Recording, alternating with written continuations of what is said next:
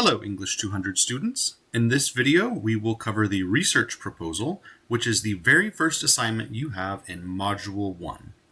So before I begin, I strongly encourage you to actually go look at the final research paper assignment sheet and video that you can find in Module 7.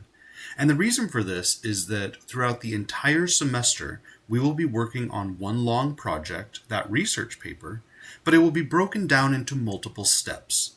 So it is really beneficial for you to take a look at that end product so you know where you're going. Of course, at this stage, it might be a little confusing at first, and that's okay. Just have a broad idea of what all of this work is going to build up to, and then return to this video. So if you've done that, let's dive into the research proposal and see what it's all about. To begin, research proposals are very common, especially at the graduate and beyond level, so you probably won't encounter this type of assignment a lot yet. However, the main purpose of a research proposal is to help you get started on the research process. And since that's really what we're exploring in Composition 2, it's a great way to kind of explore the topic, to help you make a decision, to start searching and finding sources. So it's kind of a lower stakes assignment that will prepare you in the long run. So this research proposal is due at the end of Module 1, which is always Sunday at 11:59 p.m. for all of your major assignments. The length is about 1 to 2 pages. Please note that you do need to include a title page in APA formatting, and we'll go over that in a little bit, and you need a references list at the end. So 1 to 2 pages of your actual writing, 3 pages now with a title page, 4 pages with a references list. This should be submitted as a .docx or .pdf. So pretty much what that means is use Microsoft Word, or you can use your online account. Just make sure that it's a format that is readable by your instructor. Some programs like Pages for Apple do not translate over or cannot be accessed through Microsoft Word. So we just want to avoid any issues like that happening since you are getting a grade for this. You do need to format an APA 7th edition style, and we've included a link to some resources right here, as well as a link to how to format your title page, how to format the references list. And it's really important that I should point out, you must use at least one outside source. And we'll go over that a little more, and we will provide you with a resource to help you with that. So the prompt, what are you tasked with doing? You are, like I said, creating this research proposal. It's the beginning, the exploration that helps you choose a topic. You will also include or do some preliminary research, so that very first beginning research.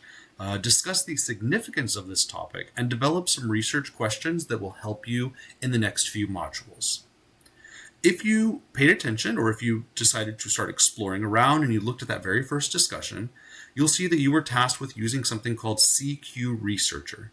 And this is a database that will help you find topics that are relevant to your discipline. I do have a note here. So if you need to use CQ Researcher, you have to sign in with your institution. And please remember that the whole group of schools is called the Community Solution Education System. That means that if you try to look for the Chicago school, you're not going to find it. But you will find and be able to use your login credentials to the Community Solution Education System. Now, I'm going to show you an example of what this looks like really briefly and how it might help you. So I'm going to go over here. I've already logged in.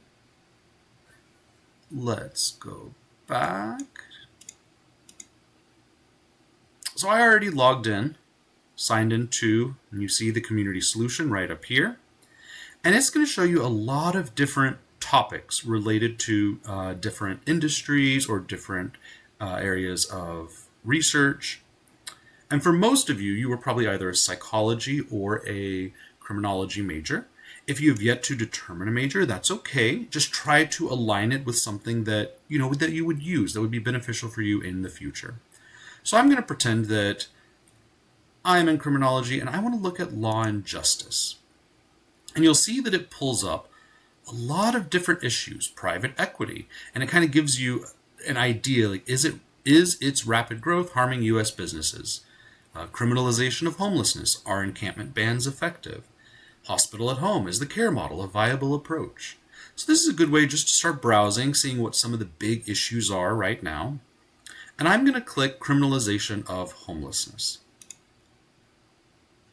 Now, the nice thing about CQ Researcher is it gives you a little bit more student-friendly language, so this isn't as academic as some of the research papers you'll be reading, but it gives you an overview of the issue, kind of like, why is this an issue, what's going on, what's the big deal. It dives a little bit deeper into the background. It shows you, of course, like this, shows you images, visuals to help you understand it. So my advice is browse. Don't start reading the entire thing all at once. Skim the reading, see if this is something that would interest you for the entire semester. I also like, if you're wondering, well, what is the debate? What are people arguing about?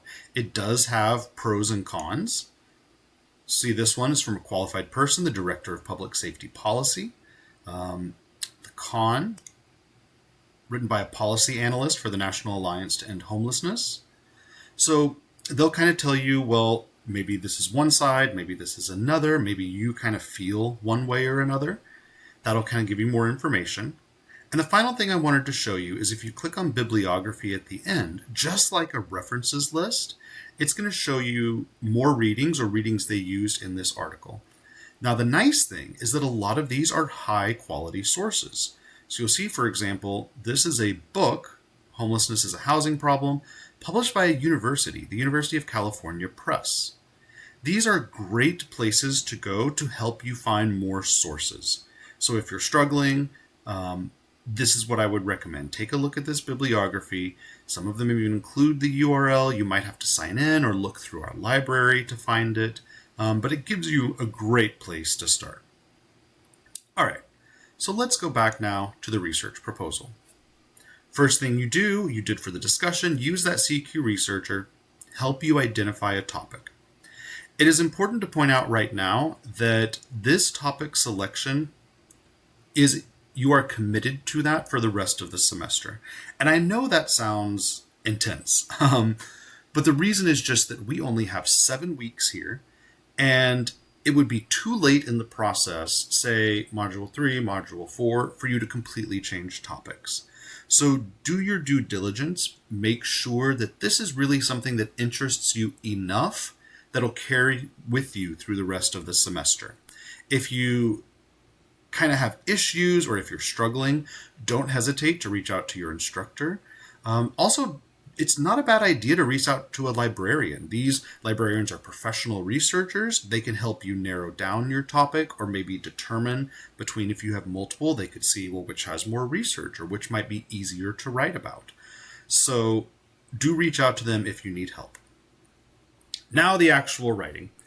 In about 1 to 2 paragraphs, you need to clearly explain what the topic is. So pretend that the reader, who's going to be your instructor, doesn't know anything about this topic. That doesn't mean that they are kindergartners. You don't have to use simple language, but you just want to provide enough information to understand what this topic is, what's going on, why it's an issue, and that CQ Database Researcher can be really helpful here. In fact, you can emulate what they do. In fact, you could even use that CQ Database Researcher as a source, and we'll cover that more in a little bit.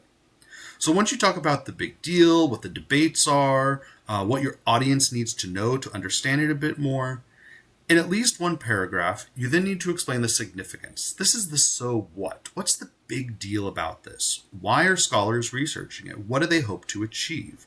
Don't forget to include why you chose this topic. So that's that personal connection. It could be what interests you. It could be even just that this is something you didn't know was an issue and you're curious to want to learn more. After you've explained the significance, be sure to include at least 2 research questions. And we do have a link for more information here. This will be one of your readings. But your research questions are really what drive your research in the next few modules. It's going to help you discover high quality sources that you can use in your final research paper. Finally, in at least one paragraph, you want to discuss any potential obstacles you might encounter. So the important thing to remember here, this isn't obstacles about the topic itself. This is concerns you might have. For example, in the past, I've had students say, I'm worried I might not find enough sources. I've had students be completely honest and say, I'm not sure that this topic will hold my interest for the entire semester. Whatever it is, you want to discuss those personal things to you that might impede your ability to successfully complete this project. And this is especially a place where your instructors can kind of step in and offer advice, help alleviate concerns, maybe redirect you to a similar topic, whatever it is. So don't be afraid to be honest in this section. So like I said earlier, your audience is your instructor, but this is not a private conversation. And the reason for that, you might remember if you watched the research paper assignment sheet video, is that aspects and parts of your research proposal will become your introduction. So they will become, you're already starting your research paper right here in the first module. So try to use that more formal standard academic English, which means avoiding contractions and avoiding slang, avoiding figurative language. You want to be as professional sounding as possible. Also, like I said, the research proposals are not usually written at the undergraduate level. The biggest thing I want to point out here is that your instructor knows that you are not yet an expert in your field, meaning they know you don't have a degree in, say, psychology. They know you haven't taken these advanced classes. That's okay. The point of this is to begin this process. It's to give you a foundation to explore, and you're only going to be assessed on your writing and researching skills, not on how much knowledge or how much skill or experience do you have within your discipline. We know that comes later, so don't worry. We always include an AI statement on every research or on every assignment sheet and every paper that you will write. This is because in general you want to avoid using AI, but there might be special circumstances where you can use it. So for this assignment, you may not use AI to help you write or revise or polish your proposal. However, if you would like to use AI to help you brainstorm, so for example, maybe it's a conversation between you and ChatGPT saying, here's my topic, I need some research questions.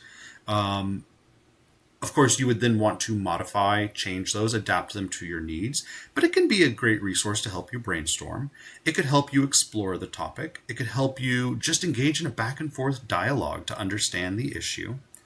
All of those are acceptable uses of AI. If you do use it in that way, you must include a citation and reference citation within the text of your research proposal and a reference at the end. And we've provided you with a link that explains how to do that. We also have a detailed checklist. You do not have to do this checklist. It is just for you to help you keep organized, but it kind of breaks down and shows you step by step things to do to help this become a successful submission. We also have included some assistance for you. So for example, if you still need help, especially with the writing, you can click here to go to the Office of Student Writing and Learning and meet with a writing tutor. If you need help with APA style formatting, we have a link here. And we remind you of the Academic Support Hub built within Canvas. That can also help you. Final thing I want to review is the rubric. So for every assignment sheet, you will see a rubric, which is how you will be graded or assessed for this project. And you'll see right here, it'll tell you if you want to get all of the points, you want to do a strong job with your background and context requirement, it tells you what to do. Provide a clear, thorough explanation of the topic, blah, blah, blah. So just make sure, I would review this, make sure that you know what's being asked of you and what steps you can take to get the highest grade possible, which also translates to making the strongest research proposal you can. Otherwise, my largest tips for this assignment are to be curious, to be diligent, but also to not be afraid. We know, like I said earlier, you are not a professional researcher, but we want to help you become one. So take the plunge with us, use the resources at your advantage, and reach out to your instructor if needed. Otherwise, trust in yourself and trust in the process. Have a great day.